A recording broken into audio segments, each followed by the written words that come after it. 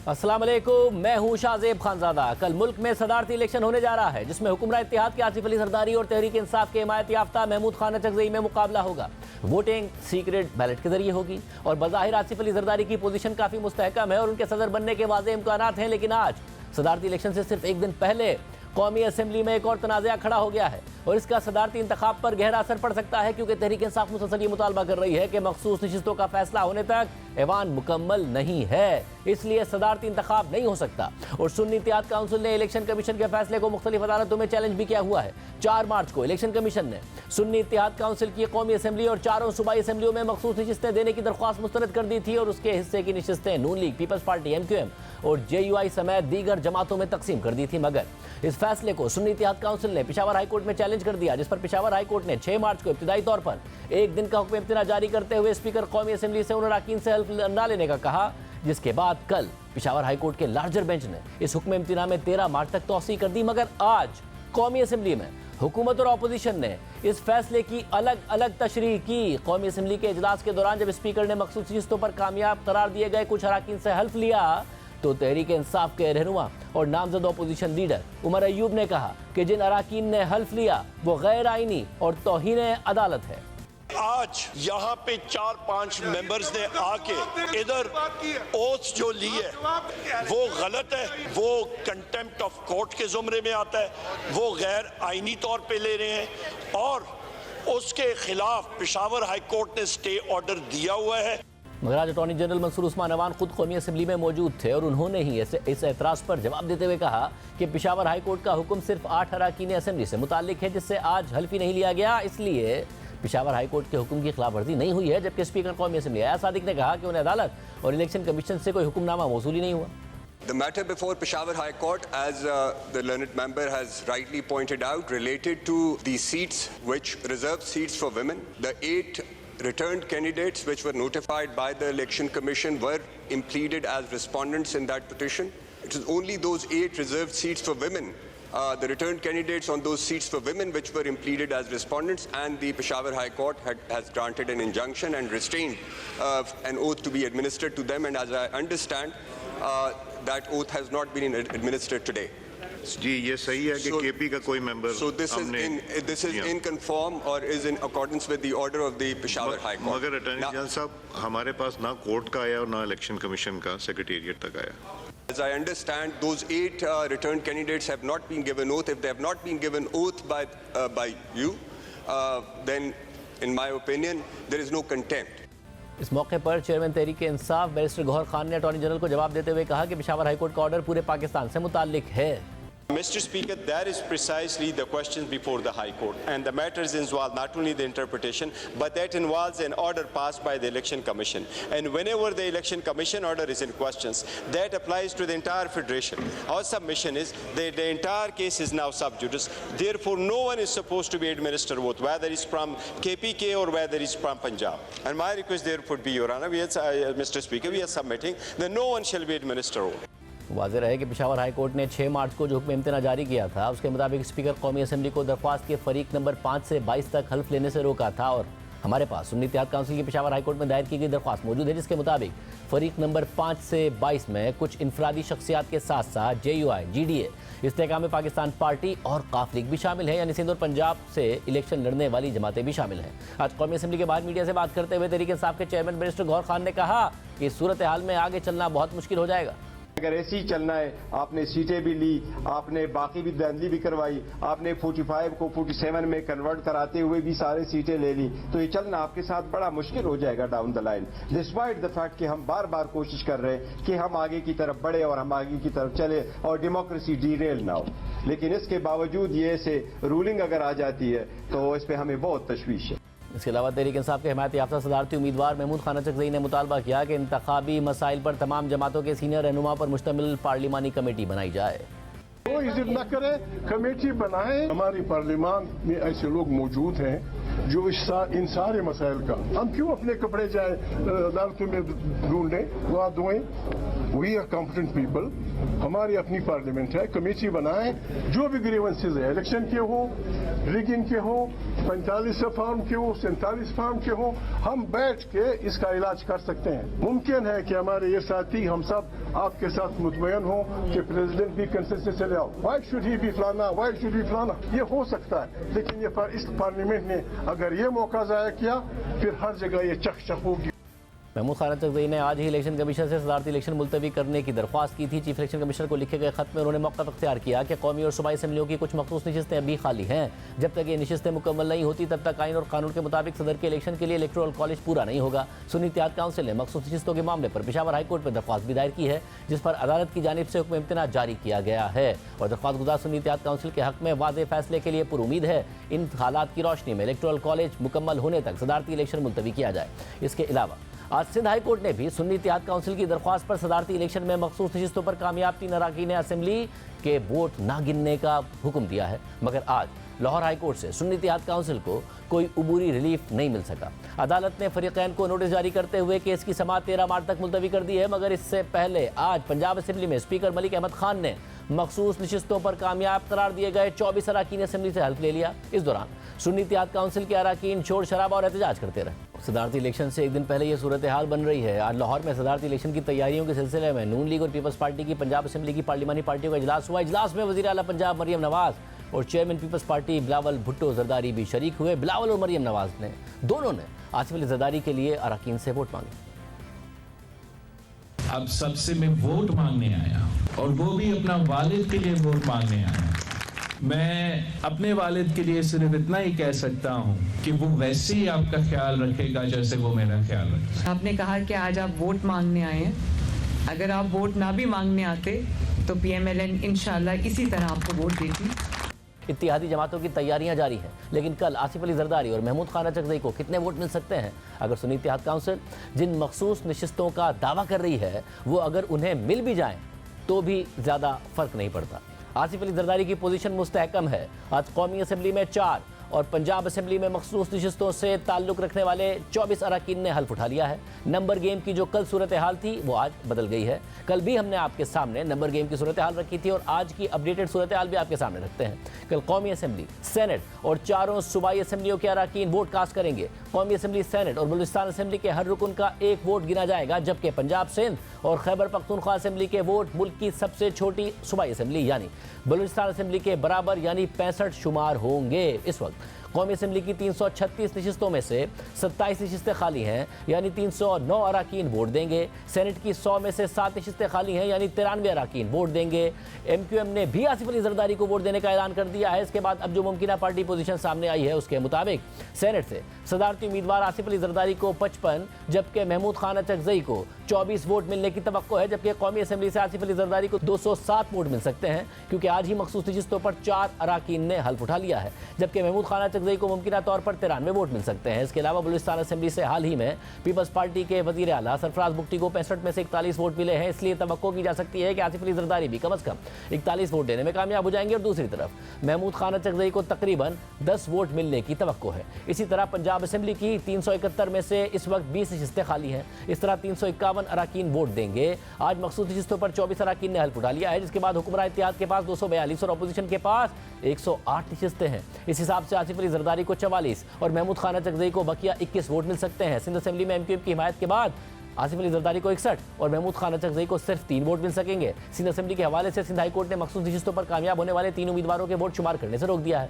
Khyber Pakhtunkhwa assembly से महमूद खान चकजई को वाज़ेह बरतरी हासिल है और उन्हें 51 वोट बआसानी मिल सकते हैं, जबकि आसिफ अली जरदारी को 7 वोट मिलेंगे। इस तरह आसिफ अली जरदारी को कुल 415 और महमूद खान चकजई को इलेक्टोरल कॉलेज में 202 वोट मिलने की तवक्को है, यानी दुगने से भी ज़्यादा आसिफ अली जरदारी साहब को वोट मिल सकते हैं। यानी आसिफ अली जरदारी मुतवक्किल इलेक्टोरल वोट्स में महमूद खान चकजई से बहुत आगे हैं, जबकि JUI, कुछ छोटी जमातें और आज़ाद अरकान किसको वोट देंगे इसका फैसला होना भी बाकी है। मगर मौलाना फजल रहमान वाज़ेह कर चुके हैं कि वो इन असम्बलियों में किसी भी इंतखाबी अमल में हिस्सा नहीं लेंगे और तहरीक इंसाफ वाज़ेह कर चुकी है कि वो 3 बड़ी सियासी जमातों से बात ही नहीं करेगी। अब एक तरफ कल सदर का इंतखाब होने जा रहा है, तो दूसरी तरफ वफाकी काबीना के हवाले से भी खबरें सामने आ रही हैं। ज़राए के मुताबिक साबिक निगरान वज़ीर आला पंजाब मोहसिन नकवी को मुशीर दाखिला बनाए जाने का इम्कान है। मोहसिन नकवी सेनेट का इलेक्शन लड़ेंगे और साथ ही चेयरमैन PCB के ओहदे पर भी काम जारी रखेंगे, जबकि कल ज़राए से खबर सामने आई थी कि इसहाक डार को वज़ीर ख़ारजा बनाने का फैसला कर लिया गया है, जबकि साबिक वज़ीर ख़ारजा जलील अब्बास जिलानी को मुशीर ख़ारजा और तारिक फातमी मामले खुसूसी बराए खारजा बनाए जाने का इम्कान है। साथ ही नए वजीर खजाना के लिए मुसलसल HBL के सदर औरंगजेब का नाम सामने आ रहा है। सूरत हाल में आज IMF की जानिब से इमरान खान के खत का जवाब सामने आ गया है। IMF की नुमाइंदा एस्टर पेरेस के बयान के मुताबिक IMF को तर्जुमान PTI की जानिब से 28 फरवरी को खत मिला, जो पाकिस्तान के साथ IMF की इंगेजमेंट से मुताल्लिक था। IMF एक बैनुल-अक़वामी इदारे की हैसियत से, जिसका मुआशी मसाइल से मुताल्लिक महदूद मैंडेट है, मकामी सियासी डेवलपमेंट्स पर तबसरा नहीं करता। ताहम मुआशी इस्तेहकाम और ग्रोथ के लिए इदारा जाती माहौल की अहमियत को देखते हुए हम तमाम इंतखाबी तनाज़ात के शफ़ाफ और पुरअमन हल की हौसला अफजाई करते हैं। IMF की तर्जुमान के मुताबिक स्टैंड बाई अरेंजमेंट मुआहदे के दूसरे जायजे पर पाकिस्तान से मुज़ाकरात के मुंतज़िर हैं। हुकूमत पाकिस्तान दरख्वास्त करे तो नए वस्त मुद्दती इक़्तिसादी प्रोग्राम की हिमायत करेंगे। इससे पहले प्रेस ब्रीफिंग के दौरान IMF की तर्जुमान ने बताया था कि नई काबीना की तश्कील के बाद IMF दूसरे जायजा मिशन के लिए अपने मिशन को पाकिस्तान भेजने को तैयार है। इस वक्त हमारा फोकस मौजूदा स्टैंड बाय प्रोग्राम है, जो अप्रैल 2024 में ख़त्म होगा। इसके अलावा आज तहरीक इंसाफ के रहनुमा शेर अफजल मरवत ने दावा किया है कि इमरान खान रमज़ान में रिहा हो जाएंगे। कल इमरान खान से मुलाकात की इजाज़त ना देने पर शेर अफजल मरवत ने इस्लामाबाद हाई कोर्ट में तौहीन अदालत की दरख्वास्त दायर की थी, जिस पर आज समाअत के दौरान एडवोकेट जनरल ने जब अदालत से कहा कि समाअत रमज़ान के बाद तक मुलतवी कर दें, तो शेर अफजल मरवत ने जवाब दिया कि रमज़ान में तो खान साहब बाहर आ जाएंगे, ये दरख्वास्त गैर मौसर करवाना चाहते हैं। शेर अफजल मरवत की बात पर कमरा अदालत में कह भी लगे। इस वक्त शेर अफजल मरवत साहब खुद हमारे साथ मौजूद हैं। मरवत साहब, बहुत शुक्रिया हमें शो में ज्वाइन करने के लिए। क्या वाकई आपको उम्मीद है कि रमज़ान में इमरान खान साहब बाहर आ जाएंगे? जी शुक्रिया खान साहब के ख़िलाफ़ जो अभी केसेस रह गए हैं, उनके अगेंस्ट अपीलें जो हैं वो ज़ेर समात हैं इस्लामाबाद हाई कोर्ट में, और सज़ा मुअत्तली के हवाले से 426 ज़ब्ता फौजदारी के तहत हमने दरख्वास्तें दायर की हुई हैं, जिसमें स्टेट को नोटिस हो चुके हैं। अब चूँकि जज साहिबान को जल्दी थी खान साहब को सज़ा करने में, तो अब इस मकसद को हासिल करने के लिए उन्होंने ट्रायल का कबाड़ा ही कर दिया। ना उन्होंने जरा का हक दिया, ना दिफा का हक दिया। तमाम कार्रवाई जो हैं वो तीनों केसेस में जो हैं वो कानून से बिल्कुल मावरा ट्रायल हुए, और इन चीज़ों ने इन केसेस की हैसियत कहीं की नहीं छोड़ी है। तो लिहाजा हम इस्लामाबाद हाई कोर्ट से कभी तौर पे पुरुमीद हैं कि चूँकि केसेस की नवीयत इंतहाई कमज़ोर हैं, तो खान साहब की रिहाई जो है इन केसेस में हो जाएगी। इस वजह से मैंने ये मगर इसमें एक अहम बात है साहब कि अगर केसेस में इन केसेस का जिस तरीके से ट्रायल हुआ, एक हफ्ते के अंदर अंदर 3 सज़ाएं हुई, फेयर ट्रायल पर तो सवाल उठ रहा था, मगर इस बात के लिए कि वो बाहर आ जाए, ज़ाहिर दूसरे और मामला बड़े अहम हैं कि बाहर आ जाएं, किसी और केस में ना गिरफ्तार कर लिए जाएं, तो क्या एस्टैब्लिशमेंट के साथ भी कहीं ना कहीं बैकडोर कोई ना कोई बर्फ पिघली है? कोई राब्ता हुआ है आप लोगों का? हम आज भी वहाँ पे ही खड़े हैं जब हम 9 मई की रात को जहाँ पे खड़े थे, आज भी वहीं पे खड़े हैं। आज जो ख़वातीन MNAs ने हमारी रिज़र्व सीट पे जो हल्फ उठाया है, ये इस चीज़ की अक्कासी करती हैं कि हमारे साथ ज़्यादतियाँ, नाइंसाफ़ियाँ, जबर, इसका तसलसल है, और ये हो ही नहीं सकता था इतनी बड़ी ज़्यादती अगर ये पॉलिसी ना होती कि PTI को जो है मज़ीद हमने ज़ेर आताब कंटिन्यू रखना है। वैसा तो फिर ऐसी सूरत पे क्या दरमियान में कहीं ना कहीं कुछ राब्ता हुआ था, या राब्ता हुआ ही नहीं? क्योंकि आप बड़ा स्टेटमेंट दे रहे हैं कि वहीं खड़े हैं जहाँ पर 9 मई के वक्त खड़े थे। राब्ते तो हुए, और राब्ते जो थे वो चूँकि जिन ऑफर या टर्म या कंडीशंस हैं वो हमारे इस अप्रोच से बिल्कुल कोई रिकनसाइल नहीं हो रहे हैं। हम अब बेसिकली खान साहब जो हैं अब वो हमें भी दर्ज दे रहे हैं कि अब मसलियातों को बाला ताक रखो, क्योंकि जो हमने भुगता है इसके बाद मसलियातें जो हैं इन के तहत कोई डील करके बाहर आना, ये उन तमाम कुर्बानियों और उन तमाम जो हमने भुगता है उनके सिले में हम मेरे ख्याल में कोई रिस्पेक्ट नहीं कमाएंगे। खान साहब ने जब गुज़िश्ता 2 दिन कबल मेरी मुलाकात हुई थी, तो हमारी लीगल टीम और हमारी PTI के अमायदीन, जिसमें शाहरियार अफरीदी साहब मौजूद थे, शादाना गुलदार साहिबा थी, हमारे हसन जमाल खान MNA हैं मियाँ वाली से, जो खान साहब की सीट पे जीते हैं, वो भी सेनेटर ओन अब्बास पबी साहब थे। तो खान साहब की जो इंस्ट्रक्शन थी पार्टी के लिए, वो अब ये पैगाम देना चाहते हैं कि एहतजाज के ज़रिए हमने कौम को ये वाज़े कर देना है कि आपका खान या हमारी पार्टी PTI जो है अब किसी भी सूरत में किसी मसलियत के तहत कोई डील नहीं करेगी। और जहाँ तक खान की रिहाई का ताल्लुक़ है कि इसके ताने बाने जो हैं कहीं किसी डील से वाबस्ता ना हो, तो मैं आपको एक बात बता दूँ कि जो पाकिस्तान में मामलात को कंट्रोल करने की कोशिशें कर रहे हैं, बेशक बड़े ताकतवर हैं, लेकिन नऊज़बिल्ला कोई खुदा नहीं है। अगर इतनी दस्तरस होती तो 8 फरवरी को ये कंट्रोल कर लेते, या पाकिस्तान तहरीक इंसाफ का शिराजा जिस तरह बिखेरना चाहते थे तो ये हो चुका होता। तो मगर एक अहम बात ये, आपने कहा कि उन्होंने कहा कि कोई बात नहीं होगी, कोई डील वाली बात नहीं होगी, और इस तरफ देख भी नहीं रहे आप लोग। मगर अगर 2018 की मिसाल लें तो मौलाना फजल रहमान बाहर थे, नून लीग भी कहती थी हम एहतजाज करेंगे, मगर उस वक्त तक कि जब तक आप लोगों के मामलात कुछ बिगड़े नहीं इस्टेब्लिशमेंट के साथ, और तो जगह PDM ने वहीं से बनाई। जब बिगड़ना शुरू हुए तो जगह बनाना शुरू की, और फिर वहीं से आपकी हुकूमत जाने का और दूसरों की हुकूमत आने का रास्ता खुला। तो आपको लग रहा है कि मगर इस दफ़ा मामला अलग है, आपको वो दरार का इंतज़ार नहीं करेंगे कि हुकूमत के दरमियान और इस्टेब्लिशमेंट के दरमियान पड़े? शायद अब हमारी ये अप्रोच ये होगी कि कहीं पे दरार का इंतज़ार करने के बजाय हम सियासी कुव्वतों को ये बावर कराएं कि कभी आपकी दरार और कभी हमारी दरार के इस इंतज़ार में हमने जमहूरियत को, कानून की हुक्मरानी को खोखला कर दिया है। आज महमूद खान अचकज़ई साहब ने एक बयान दिया, मैं उस वक़्त उनके साथ मौजूद था, और उन्होंने कहा कि जो सीनियर पार्लियामेंटेरियंस हैं या जो सियासी कुव्वत हैं वो ये सोच लें, और अब हमारी अगर कोई डील हो सकती है तो वो जमहूरियत के लिए, कानून की हुक्मरानी के लिए सिर्फ सियासी कुव्वतों से हो सकती है। क्योंकि अब इस चीज़ का ख़ात्मा ज़रूरी है कि जी आप इस्टेब्लिशमेंट से डील करें और फिर कोई आप रास्ता निकालें अपने लिए। सियासी कुव्वतें एक प्लेटफॉर्म पे यकजा होगी अगर ये चाहते हैं कि हमने, क्योंकि आज इनकी बारी है तो उनको भी हर वक्त दड़का लगा रहेगा कि कब तक जो है वो उनके गुड बुक्स में रह सकते हैं। मतलब ये जब आपको जब आपको इतनी क्लैरिटी, जब आपको इतनी क्लैरिटी है इस बात में, तो और आप कह रहे हैं कि अब डील होगी तो भी सियासी कुव्वतों के साथ ही होगी ताकि ये बारियां लगाना ख़त्म हो, मगर आप तैयार नहीं है ना नून लीग के साथ, ना पीपल्स पार्टी के साथ बात करने को तैयार नहीं है। पीपल्स पार्टी तो अब ओहदे ले लेगी, आपका ज़्यादा बड़ा गिला भी नहीं है पीपल्स पार्टी के ख़िलाफ़ कि उन्होंने आपकी ज़्यादा सीटें जीती हों, आपका तो गिला ही जो ज़्यादा है वो नून लीग के ख़िलाफ़ है। उसके बावजूद आप बात नहीं करने को तैयार है, हालांकि नून लीग ने भी आपकी हुकूमत गिराने का रास्ता पीपल्स पार्टी के ज़रिए निकाला। वो तो असेंबलियों से मौलाना के कहने पर इस्तीफे देने जा रहे थे, पीपल्स पार्टी ने रोका कि नहीं, अदम एतमाद करेंगे, असेंबलियों में रहना बड़ा लाजमी है वरना ये तरामीम कर लेंगे।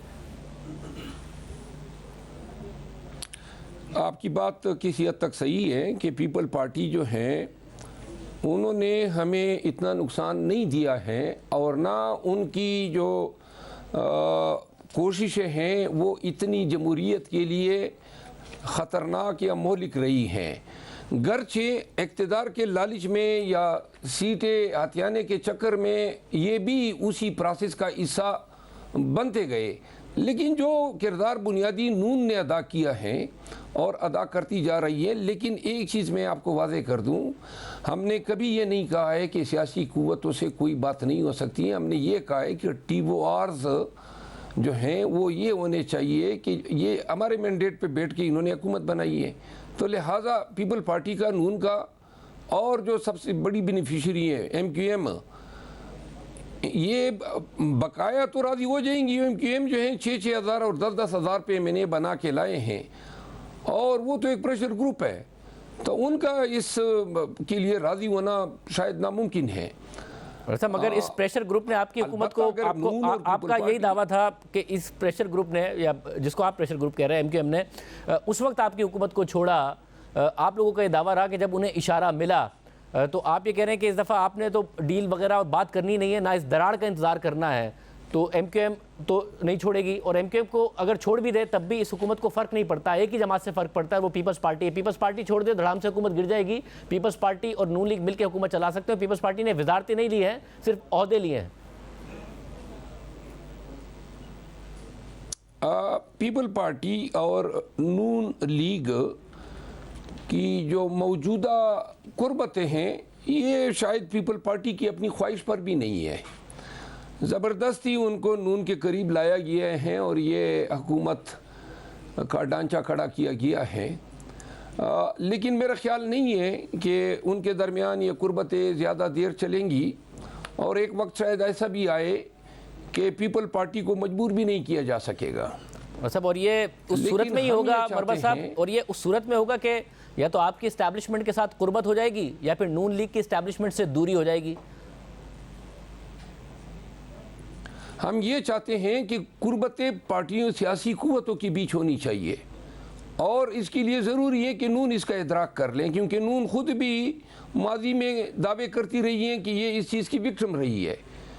तो लिहाजा जब तक जमहूरी कुव्वतें, सियासी कुव्वतें आपस में खुद एक कार्ड न कर लें और वंस फॉर ऑल डिसाइड न कर लें कि इक़्तिदार जो हैं, हुकूमत, गवर्नेंस, डोमेस्टिक फॉरेन पॉलिसी, ये सब कुछ अवाम के वोट से दिए गए हुकूमत के दायरा कार में आते हैं और इस पर किसी और का इन्फ्लुएंस नहीं लेना है। तो जब तक ये सिस्टम, और फिर दूसरा है कानून की हुक्मरानी का, ये कि पीपल पार्टी की हुकूमत आती है, नून को तख्ता मश्क बनाए, या पीटीआई को तख्ता मश्क बनाए, या पीडीएम की हुकूमत आए, पीटीआई को तख्ता मश्क बनाए, या पीटीआई की हुकूमत आई है और नून को तख्ता मश्क बनाए, इन चीज़ों का ख़त्मा होना चाहिए। बहुत ही ज़्यादतियाँ हो गई इस इंतकाम लेने के चक्कर में, और मेरा ख्याल है कि सियासी कुव्वतों को इन चीज़ों का इदराक करना चाहिए। साहब, और आगे ये बताइएगा कि आपने हमारे प्रोग्राम में कहा था कि सदर मुमलिकत से खुश नहीं है इमरान खान साहब। उसके बाद एक और वाक़या हुआ, असेंबली का इजलास नहीं बुला रहे थे सदर मुमलिकत, और आपकी पार्टी ने उसको इंडोर्स किया। इमरान खान साहब ने खुद ने रिपोर्टर्स से बात करते वक्त कहा कि सदर अलवी बिल्कुल ठीक कर रहे हैं, मगर आप लोगों ने इंडोर्स किया और दूसरी तरफ सदर अलवी ने इजलास बुला लिया। अब होने ये जा रहा है कि वाज़े तौर पर नंबर्स नज़र आ रहे हैं कि जो ऐवान सदर है उसमें जरदारी साहब चले जाएंगे। अलवी साहब के जाने से आपको लगता है आपकी पार्टी को नुकसान होगा या कोई नुकसान नहीं होगा? कोई फ़र्क नहीं पड़ेगा। और इसकी क्या वजह है? अब जिस वक्त हमें उनकी ज़रूरत थी, या जिस वक्त वो अपना एक आईनी किरदार अदा कर सकते थे, उस वक़्त सदर साहब ने वो किरदार अदा ही नहीं किया। ये जो इजलास नहीं बुलाया 28 तक और 29 को जो है स्पीकर ने बुला लिया, इसकी भी शायद मेरी ज़ाती राय है कि सदर साहब ने जब उनको थ्रेट्स हुए कि जी इनको इम्पीचमेंट की जाएगी या आइन सबोटाज कर दिया इजलास न बुला के, इन धमकियों के तहत सदर साहब ने फिर आपने देखा कि इसको कंपनसेट होने के लिए उन्होंने एक ऐसे वज़ीर आज़म से हल्फ उठाया जो उनको भी पता है कि आईनी और कानूनी मैंडेट के साथ मुंतखब नहीं हुआ था। तो वो ये हक अदा कर सकते थे कि इनकार कर देते, और कानून और आईनन वो कर सकते थे, लेकिन शायद वो इजलास न बुलाने के कंपनसेशन के चक्कर में उन्होंने इनसे हल्फ उठा लिया। वैसे मगर ये पहली दफ़ा नहीं है, पहले भी 2-3 दफ़ा हामिद खान साहब भी कह चुके हैं कि शायद किसी प्रेशर में आ जाते हैं वो, एक दो वाक़यात के हवाले से, कुछ कानून साजियों के हवाले से भी, बाद में वो ट्वीट कर देते हैं। इतने कमज़ोर आदमी हैं, सदर को इम्यूनिटी होती है, बात बात पर प्रेशर में आ जाते हैं वो। कुछ लोग सदर बनते वक्त कमज़ोर नहीं होते हैं, लेकिन सदारत का दफ्तर जो है और उसकी निटी ग्रिटीज़ और उसकी जो सदारत के दफ्तर में जो फ्लक्चुएशंस होती हैं, ये चीज़ें फिर शायद कमज़ोर असाब के लोगों को कमज़ोर बना देती है। बहुत शुक्रिया। मरबा साहब हमारे साथ मौजूद थे, गुफ्तगू आपने सुनी। प्रोग्राम ब्रेक शामिल करते हैं और आम खबर उस पर बात करेंगे, तफसीलात आपके सामने रखेंगे ब्रेक के बाद। सुप्रीम जुडिशल काउंसिल ने आज सुप्रीम कोर्ट के साबिक जज मज़ाहिर अली नकवी के खिलाफ अपनी तफसीली राय जारी कर दी है। 33 सफ़हात पर मुश्तमिल फैसले में मज़ाहिर अली नकवी पर लगाए गए इल्ज़ामात और मज़ाहिर अली नकवी के जवाबात का तफसीली जायज़ा लेकर राय दी गई है, और मज़ाहिर नकवी को मिसकंडक्ट का मुर्तकिब करार देते हुए फैसला दिया गया है कि मज़ाहिर अली नकवी को जज के ओहदे से हटा दिया जाना चाहिए था, और अब उनके लिए जज या जस्टिस जैसे अलकाबात का इस्तेमाल नहीं किया जाना चाहिए। मज़ाहिर नकवी पर एक इल्ज़ाम बतौर जज बिस्मा वारसी नामी खातून की वफात के बाद उनकी जायदाद खरीदने से मुताल्लिक है, जिसकी खरीदारी के दौरान न सिर्फ माली बेज़ाब्तियाँ की गई बल्कि मरहुमा बिस्मा वारसी के नाबालिग बच्चों को कानूनी वारिस के तौर पर ज़ाहिर नहीं किया गया और इस तरह से जायदाद की फ़रोख्त से हासिल होने वाली रकम उन बच्चों को ना मिल सकी और वो जायदाद की विरासत से भी महरूम हो गए। और वो जायदाद 100 सेंट जोन्स पार्क थी जो लाहौर में है। काउंसिल ने अपने फैसले में तफसीली फैसले में राय लिखी है कि इल्ज़ामात नंबर 2, 3 और 8 एक दूसरे से जुड़े हुए हैं, इसलिए हम उन पर एक साथ गौर करेंगे। ये इल्ज़ामात 100 सेंट जोन्स पार्क लाहौर की खरीदारी से मुताल्लिक हैं, जिसकी मालिक मिसेस बिस्मा वारसी थी, जिनका इंतकाल 6 दिसंबर 2020 को हुआ और उनकी वफात के वक्त उनके 3 बच्चे नाबालिग थे। Mazahir Naqvi 100 Saint Johns Park खरीदना चाहते थे और उन्होंने 8 जनवरी 2022 को बिस्मा वारसी के शौहर चौधरी मोहम्मद शहबाज और बड़े बेटे मोहम्मद हसन शहबाज के साथ फरोख्त का मुआहदा किया। मोहम्मद हसन शहबाज, जिन्हें सेकंड सेलर दिखाया गया, वो नाबालिग थे और उन्हें 3 जून 2022 को 18 साल की उम्र को पहुंचना था, जिसके बाद वो इस तरह का मुआहदा कर सकते थे। जायदाद के दीगर 2 शरीक मालिकान यानी हुसैन शहबाज वारसी और अली हमजा शहबाज वारसी का फरोख्त के मुआहदे में जिक्र ही नहीं किया गया। चौधरी मोहम्मद शहबाज जायदाद के सिर्फ 1/4 मालिक थे और मिसेस बिस्मा वारसी के 3 बेटे उसके 3/4 के मालिक थे। मुजाहिर अली नकवी के इस मामले में मुलव्विस होने की तस्दीक चौधरी मोहम्मद शहबाज की गवाही ने दी, जिन्होंने कहा कि मैंने गार्डियन एंड वार्ड्स एक्ट 1890 के तहत खुद को अपने नाबालिग बच्चों की जायदाद का सरपरस्त करार देने के लिए कोई दरख्वास्त जमा नहीं कराई थी। सैयद मोहम्मद हसन शहबाज वारसी, जो मुकदमे में मुद्दई नंबर 2 थे, वो ये मुकदमा दायर करने के वक्त नाबालिग थे। ये केस अवाम की इतला के लिए दायर किया गया था और फ्रंट नामी अखबार में नोटिस आया किया गया। ताहम मैं ऐसे किसी अखबार से वाकिफ नहीं हूँ। मैं गार्डियन जज से इजाज़त लेना चाहता था, लेकिन मज़ाहिर नकवी के बेटे तसद्दुक मुस्तफ़ा नकवी ने मुझे केस फाइल करने का मशवरा दिया, क्योंकि उनके मुताबिक 30 जून 2022 के बाद टैक्स की शरह और लेन देन पर ड्यूटी बढ़ जानी थी।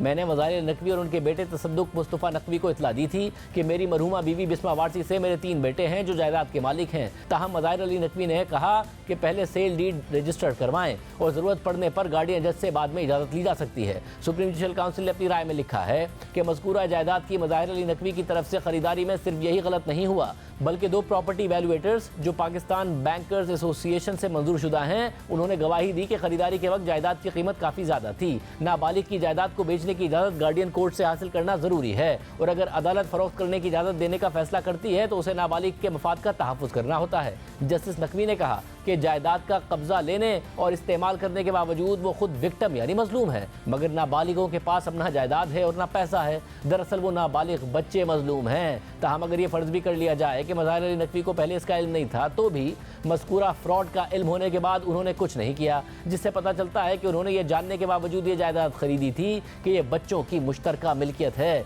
और यह कि गार्डियन कोर्ट की जानिब से उसे फ़रोख्त करने की इजाज़त के बगैर वो इसे नहीं खरीद सकते थे। मज़ाहिर अली नकवी ने किसी भी अखबार में शाया होने वाला कोई नोटिस भी पेश नहीं किया, जिसे समझदार खरीदार मारूफ अखबारात में शाया करके अवामी एतराज़ात को दावत देते हैं। मज़ाहिर अली नकवी ने गवाही भी ना देने का इंतखाब किया। ऐसा ना करने से उनके खिलाफ मनफी कयास किया जा सकता है। ये इल्ज़ाम भी लगाया गया है कि मज़ाहिर अली नकवी के पास 100 सेंट जोन्स पार्क और दीगर जायदादों को खरीदने के लिए काफ़ी आमदनी और सेविंग्स नहीं थी। मज़ाहिर अली नकवी ने अपनी टैक्स फाइलिंग जाहिर नहीं की और ना ही गवाही के लिए सामने आए। उन्होंने ये भी नहीं बताया कि उन्होंने कई सालों तक कितनी कमाई की और उस पर कितना इनकम टैक्स अदा किया। 100 सेंट जोन्स पार्क की मज़ाहिर अली नकवी की जानिब से खरीदारी का एक और परेशान कुन पहलू है और वो ये कि Lahore smart city private limited की जानिब से जायदाद फरोख्त करने वाले को 5 करोड़ रुपए अदा किए गए। मज़ाहिर अली नकवी ने अपने तहरीरी जवाब में ऐसा करने की कोई माकूल वजह पेश नहीं की और गवाही देने से गुरेज किया कि एक कंपनी ने उनकी ऐसी जायदाद खरीदने के लिए 5 करोड़ रुपए की खतीर रकम क्यों अदा की। एक जज का एक प्रॉपर्टी डेवलपर से इतनी बड़ी रकम कबूल करना, जिसका यह कहना है कि वो मज़ाहिर अली नकवी को जानता भी नहीं है, जज की साख पर बहुत संगीन सवालात उठाता है। इल्ज़ाम नंबर 8 के 2 पहलू हैं। पहला इस हवाले से है कि क्या मज़ाहिर अली नकवी के पास वो जायदादें खरीदने के वसाइल थे जो उन्होंने खरीदी थी। दूसरा 100 सेंट जोन्स पार्क की तामीर पर खर्च की गई रकम के हवाले से है। मज़ाहिर अली नकवी ने यह भी नहीं बताया कि उन्हें इन तामीरात के लिए रकम कहाँ से मिली और ना ही वो गवाही देने के लिए सामने आए, इसलिए मज़कूरा इल्ज़ाम साबित होता है। सुप्रीम जुडिशल काउंसिल की राय के मुताबिक इल्ज़ाम नंबर 6 यह है कि मज़ाहिर अली नकवी ने federal government employees housing foundation में 2 जायदादें और 1 जायदाद supreme court employees cooperative housing society में हासिल की, लेकिन इसके लिए ना तो रकम जाहिर की और ना ही टैक्स अदा किया। मज़ाहिर अली नकवी ने 16 मार्च 2020 को हल्फ उठाया और 2 साल से भी कम अरसे में सुप्रीम कोर्ट के जज की हैसियत से खिदमत अंजाम देते हुए 4 जायदादें हासिल कर लीं, 3 इस्लामाबाद में और 1 रावलपिंडी में। जिन तंजीमों से उन्होंने 4 जायदादें हासिल की वो अपने अराकीन को रिहाइश फराम करने के लिए कायम की गई थी। मज़ाहिर अली नकवी ने नहीं बताया कि उन्होंने इन तंजीमों तंजीमों से 4 जायदादें क्यों हासिल की? यकीनन वो इन सब में रिहाइश नहीं रख सकते थे। सुप्रीम कोर्ट के एक जज की जानिब से दूसरों को महरूम नहीं किया जाना चाहिए, जो कि मज़ाहिर अली नकवी के इक़दामात का नतीजा होगा। मज़ाहिर अली नकवी की अहलिया हुमा फातिमा नकवी ने भी supreme court employees cooperative housing society में प्लॉट के लिए दरख्वास्त दी थी। हालांकि वो सुप्रीम कोर्ट में मुलाजमत ही नहीं करती, ताहम ये मालूम नहीं हो सका कि उन्हें प्लॉट मिला या नहीं मिला। इल्ज़ाम नंबर 5 का ताल्लुक मज़ाहिर अली नकवी के 2 बेटों से है, जिन्हें मुख्तलिफ कंपनीज के मालिक जाहिद रफ़ीक के ज़ेर मिल्कियत प्रोजेक्ट्स में इंतहाई रियायती कीमतों पर जायदादें दी गई, जो मुबैना तौर पर मज़ाहिर अली नकवी की तरफ से जज की हैसियत में दिए गए या बाद में दिए जाने वाले मुमकिना फ़वाइद के बदले में दी गई हैं। जाहिद रफ़ीक ने बताया कि उन्होंने ऐसी अलॉटमेंट किसी और जज या उनके बच्चों को नहीं दी और उन्होंने कोई काबिल एतबार वजह नहीं बताई कि क्यों उन्होंने मज़ाहिर अली नकवी के बेटों को ये 4 जायदादें दी थी। जाहिद रफ़ीक ने मज़ाहिर अली नकवी के बच्चों को मज़ीद फ़वाइद पहुँचाने का भी बताया। मज़ाहिर अली नकवी ने कहा कि ये इल्ज़ाम बिल्कुल झूठा और बदनीयती पर मबनी था और मज़ीद कहा कि जायदादें उनके बेटों की हैं और उनका उनसे कोई लेना देना नहीं है। काउंसिल ने अपनी राय देते हुए कहा कि ऊपर बयान करदा इल्ज़ामात नंबर 2, 3, 4, 5 और 6 साबित होते हैं। हम ये नतीजा अखज़ करने पर मजबूर हैं कि मज़ाहिर अली नकवी ने अपने हल्फ की खिलाफवर्जी की। ये नहीं कहा जा सकता कि मज़ाहिर अली नकवी लालच से दूर हैं। उनका किरदार भी ऐसा नहीं है जिस पर उंगली ना उठाई जा सके। उनका कंडक्ट भी ऐसा नहीं रहा जैसा कि एक जज से तवक्को की जाती है कि उसकी साख दागदार नहीं होगी। ये जाहिर है कि उनके इक़दामात ज़ाती फ़वाइद पर मबनी थे। चौधरी मोहम्मद शहबाज के मामले में वो अपने ज़ाती फ़ायदे के लिए शामिल हुए और जानते बूझते हुए नाबालिगों को उनकी जायदादों से महरूम कर दिया। मज़ाहिर अली नकवी ने किसी वजह के बगैर तहाइफ हासिल करके भी कोड ऑफ कंडक्ट की खिलाफ वर्जी की। इन तहाइफ में 5 करोड़ रुपए शामिल हैं, जबकि उनके बेटों ने मामूली कीमत पर 2 रिहायशी और 2 कमर्शियल प्लॉट्स हासिल किए और उनकी बेटी ने 5000 पाउंड वसूल किए। लिहाजा हम ये नतीजा अखज़ करते हैं कि मज़ाहिर अली नकवी मिसकंडक्ट के मुजरिम हैं और उन्हें जज के ओहदे से हटा दिया जाना चाहिए था। मज़ाहिर अली नकवी की तरफ से मिसकंडक्ट के वाक़यात ने अदलिया की साख को नुकसान पहुंचाया है, क्योंकि उन्हें संगीन मिसकंडक्ट का मुर्तकिब होने की वजह से हटाया जाना चाहिए था। इसलिए आइंदा मज़ाहिर अली नकवी के नाम के साथ लफ्ज़ मोअज़्ज़िज़ जस्टिस या जज इस्तेमाल नहीं किया जाना चाहिए। जब हमने मज़ाहिर अली नकवी से रब्ता किया तो उन्होंने कहा कि जब तफसीली राय आएगी तो ही अपना मौक़िफ़ दूंगा। फिर आज जब तफसीली राय सामने आई है तो हमने उनसे फिर रब्ता किया तो उन्होंने हमें कोई जवाब नहीं दिया। प्रोग्राम में ब्रेक शामिल करते हैं, एक और आम मामला आपके सामने रखेंगे। हर साल की तरह इस साल भी पाकिस्तान भर में ख़वातीन का आलमी दिन मनाया गया। इस दिन का मकसद ना सिर्फ अपने इर्द गिर्द मौजूद ख़वातीन को अपनी ज़िंदगी में अहमियत का एहसास दिलाना है, बल्कि ये अज़म करना है कि ख़वातीन का ताल्लुक चाहे किसी भी मजहब या मसलक से हो, उनके खिलाफ होने वाले मज़ालिम, नफरत अंगेज़ी, इंतहा पसंदी, जिनसी इम्तियाज़, माली इस्तेहसाल और उनके हकूक़ के इस्तेहसाल के खिलाफ आवाज़ उठाई जाए, जिसकी हमारे मुआशरे को अशद ज़रूरत है। इस साल ख़वातीन के आलमी दिन पर अक़वाम मुत्तहिदा का थीम है कि ख़वातीन पर सरमायाकारी करें और तरक्की को फ़रोग़ दें। हर साल की तरह इस साल भी पाकिस्तान भर में मुख्तलिफ तंजीमों की जानिब से ख़वातीन के आलमी दिन की मुनासबत से रैलियाँ मुनक़िद की गई और गुज़िश्ता 7 सालों से जारी औरत मार्च की रिवायत भी बरकरार रखी गई। कराची, लाहौर, मुल्तान, इस्लामाबाद और दीगर शहरों में औरत मार्च निकाला गया, जिसमें घरों में काम करने वाली ख़वातीन से लेकर ख़वातीन के सियासत में किरदार पर बात की गई। इसके अलावा अदालतों और इंसाफ के निज़ाम में जिनसी मसावात का मुतालबा किया गया। ख़वातीन की सेहत की बुनियादी सहूलियात तक रसाई, सेहत से मुताल्लिक ज़रूरी मसनूआत पर टैक्स कम करने और डिजिटल रसाई का मुतालबा किया गया। इसके अलावा उनके मंशूर में रियासती जबर को ख़त्म करने और तलबा यूनियन की बहाली के मुतालबात भी शामिल थे। तमाम शहरों में मुनाकिद किए गए औरत मार्च के अपने अपने मखसूस और अहम मुतालबात सामने रखे गए। औरत मार्च कराची के रवां साल के मंशूर के मुताबिक हम सिविलियन और अस्करी बजट में कटौती का मुतालबा करते हैं और ये मुतालबा करते हैं कि इस पैसे को फौरी तौर पर पाकिस्तान के अवाम पर खर्च किया जाए। हम मुतालबा करते हैं कि तमाम मुलाजमों के लिए कम अज़ कम उजरत को यकीनी बनाया जाए और अहले खाना के लिए घर, क्वालिटी एजुकेशन और हेल्थ केयर तक रसाई को यकीनी बनाया जाए। मुतालबा करते हैं कि होम बेस्ड वर्कर्स एक्ट 2018 फौरी तौर पर नाफिज किया जाए। औरत मार्च के मंशूर के मुताबिक बलूचिस्तान में मावरा अदालत कत्ल बंद किए जाएँ। हम ये भी मुतालबा करते हैं कि तमाम सहाफ़ियों, एक्टिविस्ट और सियासी वर्कर्स की सेंसरशिप, निगरानी, जबरी गुमशुदगी और कत्ल ख़त्म किया जाए, जिसमें सिंध, बलूचिस्तान और गिलगित बल्तिस्तान में जबरी गुमशुदगी भी ख़त्म करना शामिल है। हम मुतालबा करते हैं कि वफाकी हुकूमत ट्रांसजेंडर्स पर्सनस एक्ट 2018 को अपनी असल शक्ल में बहाल करे और ये भी मुतालबा करते हैं कि इस कम्युनिटी के खिलाफ ऑनलाइन नफरत अंगेज़ मुहिम के खिलाफ एक्शन लिया जाए और ट्रांसजेंडर्स अफराद के खिलाफ वाक़यात की रोकथाम की जाए। हम मुतालबा करते हैं कि रियासत ख़वातीन, ख्वाजा सरा और नॉन बाइनरी अफराद के लिए सेफ हाउसेस बनाए ताकि वो मुआशरे में मौजूद तशद्दुद से बच सके। हम रियासत से मुतालबा करते हैं कि वो अक़लियतों के हुकूक़ पर तवज्जो दे। इस हवाले से हमारा मुतालबा है कि अक़लियती मज़हब से ताल्लुक़ रखने वाले ख़वातीन और बच्चियों के अगवा, हिरासानी, ज़बरदस्ती की शादियों और जबरी तौर पर मज़हब की तब्दीली को रोका जाए। इस हवाले से हमारा दूसरा मुतालबा ये है कि जड़ावाला वाक़े में मुलविस अफराद का एहतसाब किया जाए। हम सुप्रीम कोर्ट से मुतालबा करते हैं कि वो इस हवाले से एक्टिविस्ट और क्रिश्चियन कम्युनिटी की जानिब से दायर की गई दरख्वास्तों को सुने। हम मुतालबा करते हैं कि ख़वातीन, ट्रांसजेंडर और ख्वाजा सरा कम्युनिटी को विरासत के हुसूल में पेश आने वाले तशद्दुद, जबर और धमकियों को ख़त्म किया जाए। मुतालबा करते हैं कि तमाम ख़वातीन और ख्वाजा सरा कम्युनिटी के अफराद को विरासत में उनका जायज़ हक दिया जाए। हम तमाम जबरी मजदूरों के कर्ज पर मुकम्मल रिलीफ का मुतालबा करते हैं और जबरी मजदूरी के लिए कायम की गई निजी जेल्स को ख़त्म किया जाए जहाँ काम करने वाली ख़वातीन और बच्चों का इस्तेहसाल किया जाता है। हर साल की तरह इस साल भी ख़वातीन का दिन मनाया गया। हर साल हर हुकूमत की जानिब से ख़वातीन के हुकूक़ के लिए कानून साजी की बातें की जाती हैं। कई कवानीन मंजूर भी होते हैं, लेकिन आखिर में सवाल उनके निफाज पर आकर रुक जाता है कि पाकिस्तान में अच्छी कानून साजी भी मौसर नताइज दिखाने में क्यों नाकाम है। Human rights commission of Pakistan के मुताबिक 2021 से 2023 तक पाकिस्तान भर में ख़वातीन के खिलाफ इज्जत या गैरत के नाम पर होने वाले जराइम की तादाद 1203 रही। ख़वातीन के खिलाफ 4830 जिनसी जराइम रिपोर्ट किए गए। सबसे ज़्यादा वाक़यात पंजाब में रिपोर्ट हुए, जहाँ 2021 से 2023 तक ख़वातीन के खिलाफ जिनसी जराइम की तादाद 3973 रही। 2794 ख़वातीन को कत्ल कर दिया गया। 122 ख़वातीन तेज़ाब गर्दी का निशाना बनी, जबकि घरेलू तशद्दुद के 602 वाक़यात रिपोर्ट हुए। यही नहीं, सस्टेनेबल सोशल डेवलपमेंट ऑर्गेनाइजेशन के मुताबिक गुज़िश्ता साल के इब्तिदाई 7 माह में सिंध भर में ख़वातीन के खिलाफ तशद्दुद के 1348 केसेस रिपोर्ट हुए, जिसमें अगवा, घरेलू तशद्दुद, रेप, गैरत के नाम पर कत्ल और काम करने वाली जगहों पर हिरासानी शामिल है। जबकि गुज़िश्ता साल के इब्तिदाई 4 महीनों में पंजाब भर में ख़वातीन के खिलाफ तशद्दुद के 10,365 केसेस रिपोर्ट हुए, जिसमें सबसे बड़ी तादाद ख़वातीन के अगवा और फिर जिस्मानी तशद्दुद की थी। यानी सिर्फ इब्तिदाई 4 महीनों के डेटा के मुताबिक पंजाब भर में हर घंटे में एक औरत तशद्दुद का निशाना बन रही थी। ये सिर्फ वो अदाद शुमार हैं जो रिपोर्ट किए गए थे, लेकिन अगर आप कहीं और नहीं सिर्फ अपने इर्द गिर्द का ही जायज़ा लें तो बआसानी मालूम होगा कि ख़वातीन के खिलाफ जराइम की तादाद कितनी ज़्यादा है। अमरीकी नेशनल लाइब्रेरी फॉर मेडिसिन के मुताबिक पाकिस्तान में घरेलू तशद्दुद का सामना करने वाली सिर्फ 3.2% ख़वातीन ही उसको रिपोर्ट करवाती हैं, जिसमें देही इलाकों में रिपोर्ट करने की शरह इससे भी बहुत कम है और वहाँ तशद्दुद की शरह शहरी इलाकों से भी ज़्यादा है। वर्ल्ड इकनॉमिक फोरम हर साल जेंडर गैप रिपोर्ट शाया करता है, जिसमें ख़वातीन और मर्दों के दरमियान मुआशी, सियासी, तालीमी और सेहत के हवाले से मैसर सहूलियात में फ़र्क का जायज़ा लेते हुए हर मुल्क को मखसूस रेटिंग दी जाती है। वर्ल्ड इकनॉमिक फोरम की ग्लोबल जेंडर गैप रिपोर्ट साल 2023 के मुताबिक 2023 में पाकिस्तान मर्दों और ख़वातीन के दरमियान मसावी हुकूक के लिहाज से 146 ममालिक में से 142वें नंबर पर आया। रिपोर्ट के मुताबिक गुज़िश्ता साल पाकिस्तान में मर्दों और ख़वातीन के दरमियान बुनियादी हुकूक का फ़र्क 57.5% रहा है। रिपोर्ट के मुताबिक मसावी हुकूक के लिहाज से पाकिस्तान का शुमार न सिर्फ पूरी दुनिया बल्कि पूरे खित्ते में सबसे आखिर के ममालिक में ही रहा है। इस रिपोर्ट में दुनिया भर के 146 ममालिक में मर्दों और ख़वातीन के दरमियान सेहत और तालीम के हुसूल और मुआशी और सियासी सरगर्मियों में शिरकत के हवाले से